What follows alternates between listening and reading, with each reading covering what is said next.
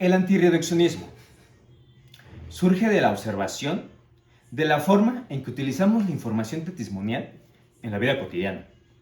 La gran mayoría de nuestras creencias han sido adquiridas a partir de las palabras de los demás, sin que nos detengamos a pensar en la confiabilidad de la fuente.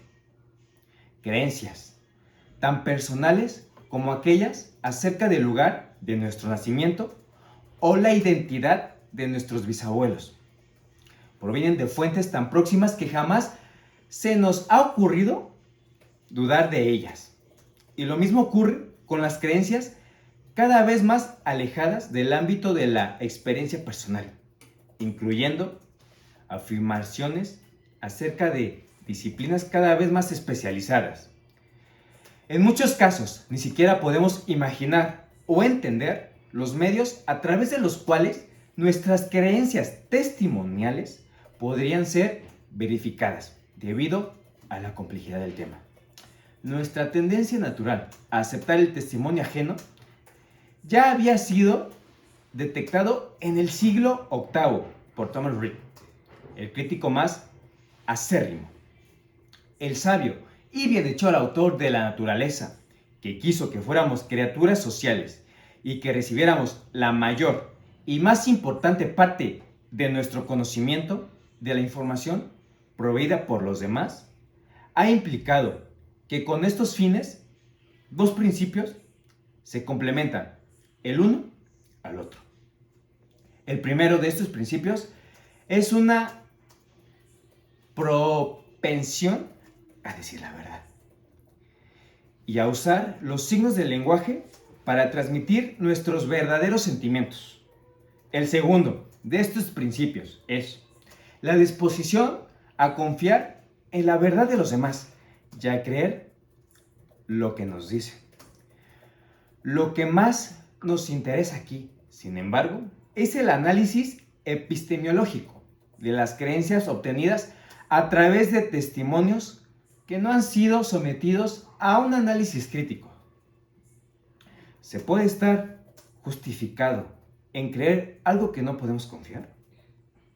¿Es posible hablar de conocimientos testimonial o pensar de la ausencia de justificación directa?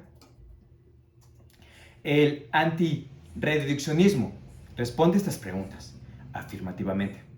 La tesis más importante de esta posición es que el testimonio es una fuente primitiva de conocimiento, tan fundamental como la percepción, el razonamiento o la memoria.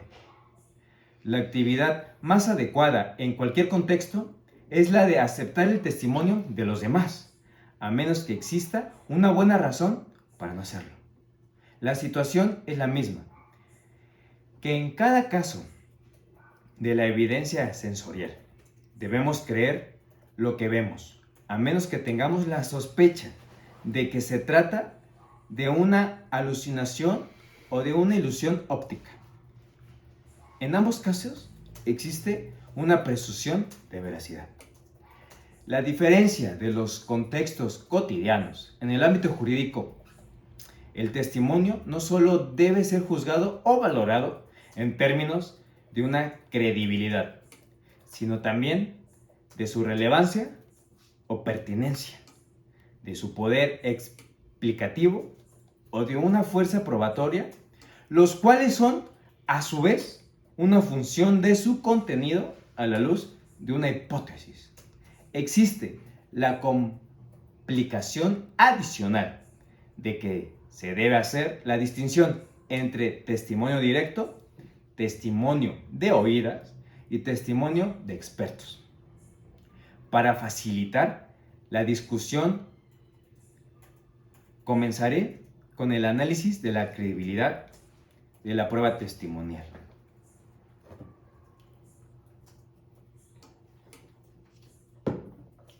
De acuerdo con la educadora Luz María Rodríguez, pedagoga infantil con más de 30 años de trayectoria, nos dice que los menores tienen una imaginación sin límites. Pueden creer cualquier fantasía como soñar con que vuelan, montar dinosaurios, aunque somos superhéroes y vuelan hasta tocar el cielo, pero nunca van a poder crear fantasías o soñar con cosas de índole sexual, al menos que ya hayan vivido.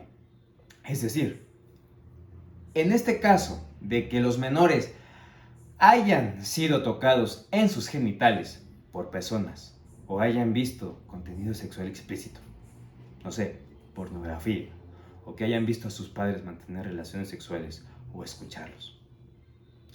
La psicóloga Rosario Pérez, con más de 25 años de trayectoria en su carrera y especialista en psicología infantil, afirma que un menor que fue abusado a temprana edad, hablamos de un rango entre los 3, 4 a 7 años, que es cuando empiezan a tener conciencia de los hechos, de lo que papá y mamá señalan como bien o mal, pueden conservar nítido el recuerdo del momento preciso de cómo fue tocado, dónde fue tocado y cómo se sintió al ser tocado.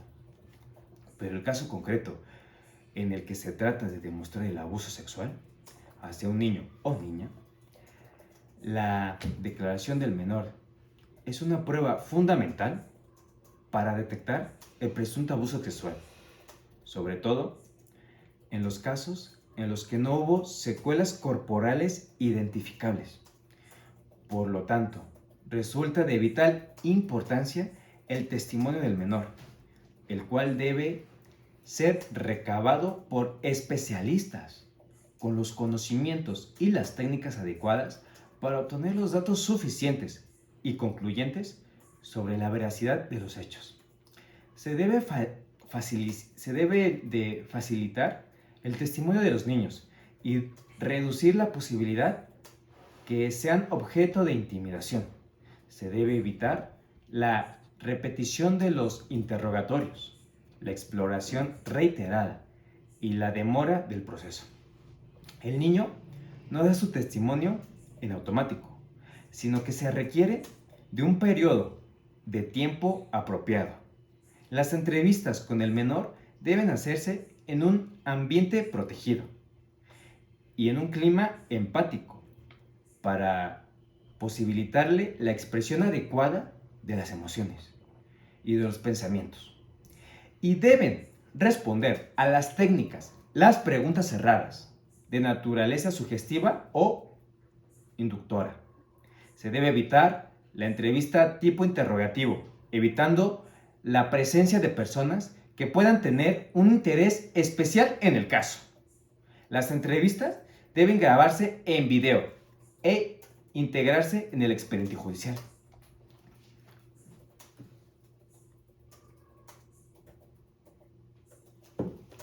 Cabe destacar que hay casos donde el menor inconscientemente pone en ese recuerdo en los más profundos del inconsciente hasta que cree haberlos vivido.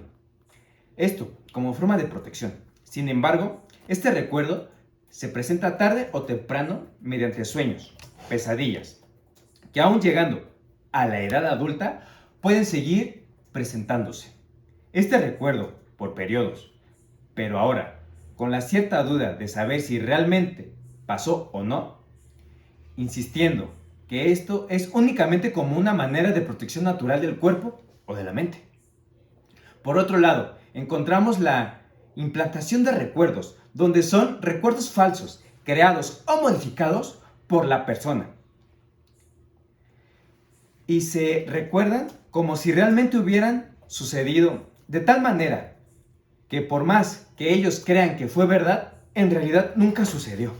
Los recuerdos y de estos estudios han demostrado que si les han preguntado inducidas o cerradas las preguntas, que solo requieren de un sí o un no como respuesta, frecuentemente los niños cambian la respuesta, lo cual se atribuye generalmente a que consideran que la respuesta anterior que dieron es equivocada o que advierten que la respuesta no deja satisfecho al entrevistador y buscan una respuesta que lo puedan dejar más satisfecho.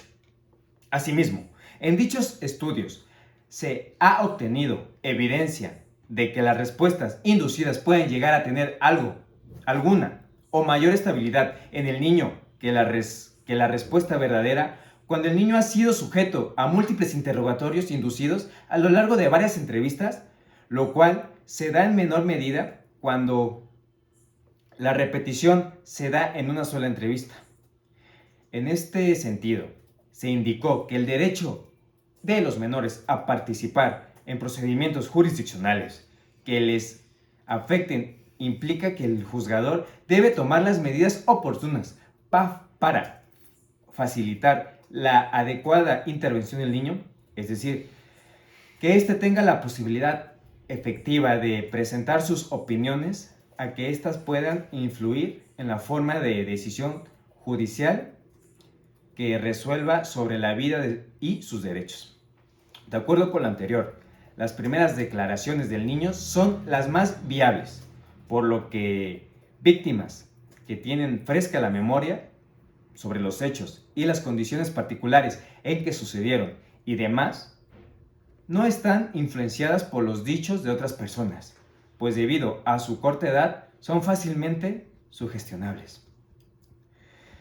La sala hizo notar que si bien el interés del menor de edad no siempre coincide con sus opiniones, sentimientos o deseos, lo cierto es que la intervención del niño o la niña en la concreción de su interés debe ser tomada en consideración hasta donde sea atendible,